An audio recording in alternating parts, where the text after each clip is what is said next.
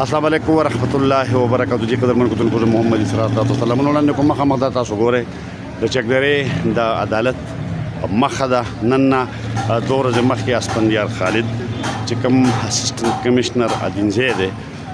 د دې روډ بندش چې کوم د خپل ځای باندې ډېر لوی مسله وځه چې وسم ګوره تاسو مخه دا هاغه موټر سایکل ولالي دی هغه روډ چې کوم نه بند دا انتهایی اهم روډ د عدالتونه علاوه چې کوم د پدې باندې دغه د هسپتال هم ده او د خو په چې کوم د پبلک سکولونه هم دي سپیشلی د هغه سکولونو د چټای په وخت کې چې کوم د نو دلته با ډېر لوی مسله ګورته موټر سایکل وسوم غلط چې کوم د لکانو ودرولي هر چا چې ودرولي دي د هغې د وجنه چې کوم د نو دغه ټریفیک وسم جام ده خو نن دور د مخ کې اسفندیار خالد چې کوم د ادینځي اسسټنټ کمشنر دی هغه دلته کې د دا سایت چې کوم په تجاوزاتو کې راوستو چاته شپږ فوټه چاته اته فوټه چاته چې کوم دی نو دغه او دغه کار چې کوم دی نو شروع دی دا وګوره تاسو د دې ځای نه چې کوم نو سٹارټ اغسته شوی دی او دغه سایت چې کوم دی دغه کنسته کیږي دغه زموږ د اسلام خان چې کوم اپیسو د اسلام نو هغه هم دغه دی ورانیږي او د اته فوټه شپږ فوټه روډ چې کوم دی چې دا د سکولاو شي تر هغه چوک پورې نو دا مسله چې کومه ده نو دا به حل شي او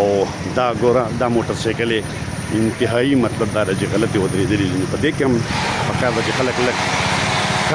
خپل دغه ګوري خپل سړیتوب چې کوم دی نو هغه ګوري او مطلب دا چې دغه موټر سایکل دا اوس ګوره دا موټر سایکل چا ودرولې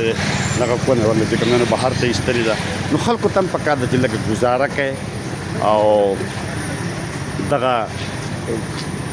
دې چیز ته ګوري چې تاسو موټر سایکل راوستو روډ ته دی ودرو نو هلکه نه پوهېږي که څنګه چل دی یاره نه پوهېږي زما خیال سم ټریلې ته ناست دی نو نو دغه موټر سایکل ګوره دا غلطي ولا موټر سایکل چې چا ودرولې ګوره په دې روډ باندې د دې د وجه نه ګوره څومره تکلیف دی دلته کې دا روډ بند دی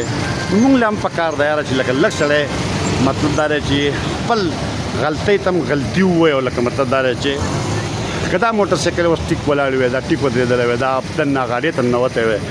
نو نن به چې کوم دی نو دا تکلیف نه و خو بهرحال بیا هم په دې روډ باندې کار روان دی او هغه جنګلې هم چې کوم دی نو لرې شوې لرې کېږي او که دا نالی بیا 6 فوټ چې کوم دی نو دا اخوا شي نو